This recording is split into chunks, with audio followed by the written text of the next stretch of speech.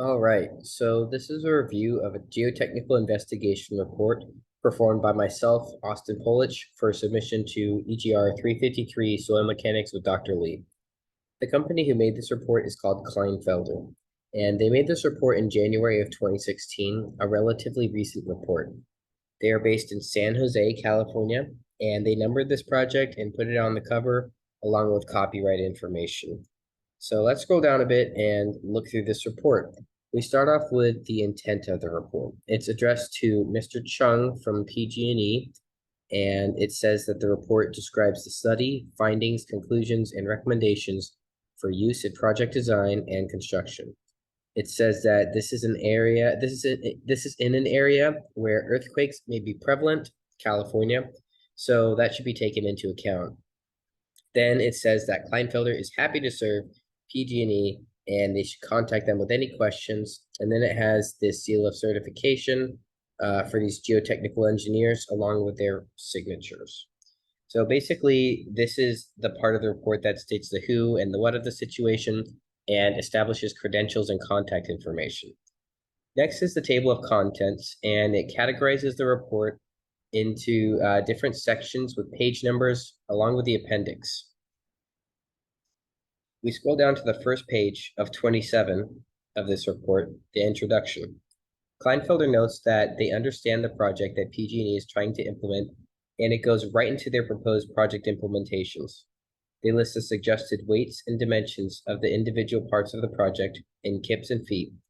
Then they listed all the work that they did in order to prepare for this report and work that is, quote, out of their scope, aka work that still needs to be done or accounted for. Now that everything is established, the technical work of the report can begin. Page 3, field exploration and laboratory testing. Here they talk about this test that they performed in December of 2015, measuring the cone tip resistance, Q of T, and the sleeve friction resistance, F of S. They also list the increments, aka how accurate or spread out the data was. So essentially, they're testing the soil in this part, the CPT. They list who tested the soil and accounted for sources of error. Then they filled the holes with cement and thus concluded the cone penetration test. Following are some other tests that Kleinfelder performed along with their respective ASTM numbers, including the Atterberg test limits, which we did in this class.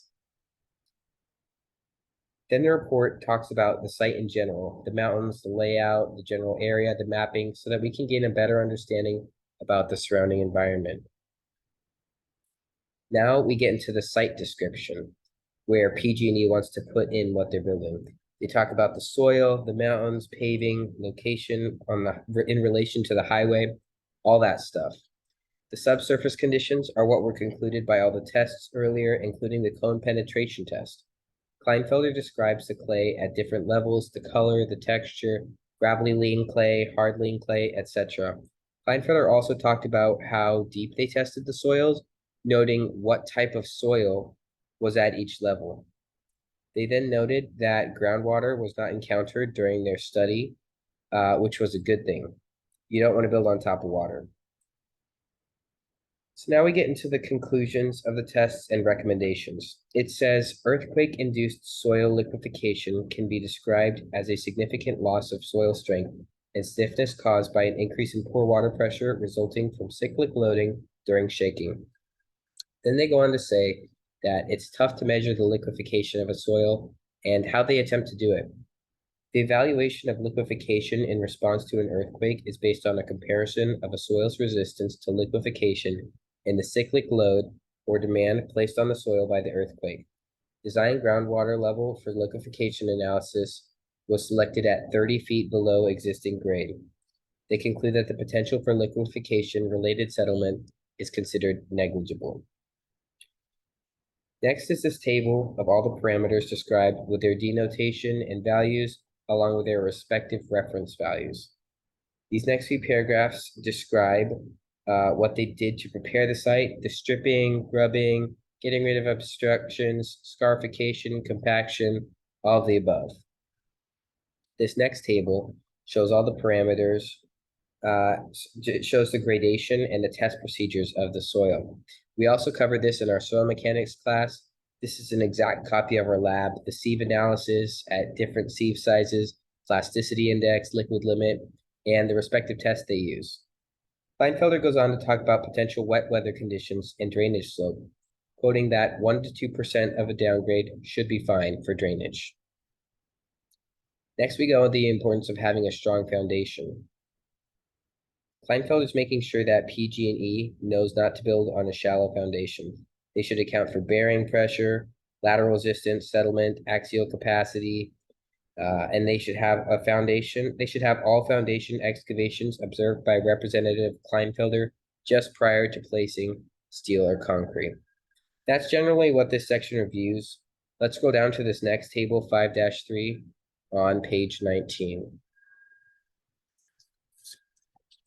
This is an interesting table because it shows the effective unit weight at different depths of the soil using a program called LPILE. It lists the model at each of these depths, stiff clay without free water, and the cohesion at each of these points. Right now, right below the table is the part that I find interesting. It says PG&E provided loading information, shear equals 2.5 kips, vertical is equal to 1.5 kips, and moment 53 feet kips. And dimensions, diameter is equal to 42 inches, and depth is equal to 8.5 feet for the planned dead-end structures at the project site for use in our L-pile analysis and Canito-Q calculations for drilled piers.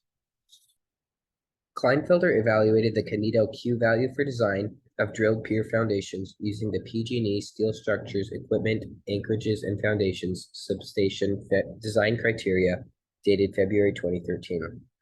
To determine the Canito-Q value for pier design, an L-pile analysis was conducted to evaluate the required embedment depth for the pile loading and diameter case presented above. Here's an interesting part. Based on our analysis, the computed pile head deflection for planned depth of 8.5 feet is less than 2% of the pier diameter, and the computed pier head rotation is less than 0.5 degrees. Therefore, the performance of the proposed drilled piers meet the current performance criteria established by PG&E under the given loads. So basically, PG&E said what they thought these values should be. So they talked to Kleinfelder, and Kleinfelder ran these tests via LPILE and confirmed that data, concluding that these values met the criteria. Essentially, it's two companies confirming the data, making sure that the calculations are correct and that they meet the standards. We scroll down to this next table, 5-4, and it's the same thing we just talked about. PG&E suggested these values, Kleinfelder tested them, and these are the finalized recommended values.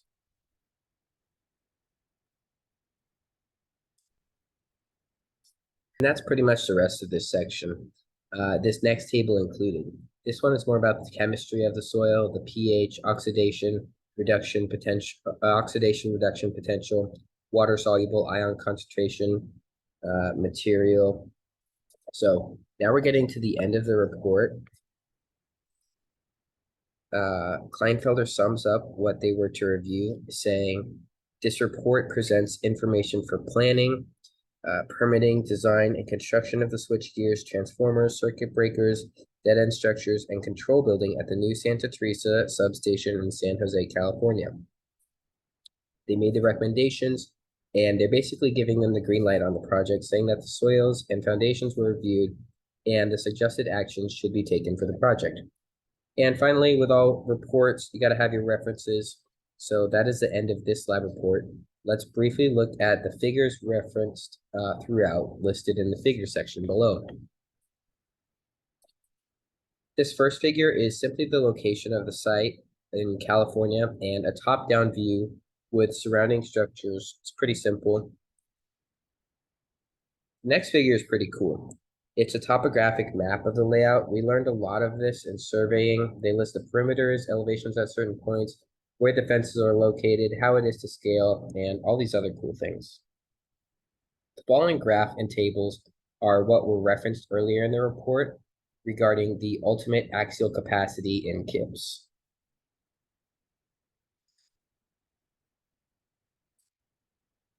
Now we get into the official appendix, Appendix A.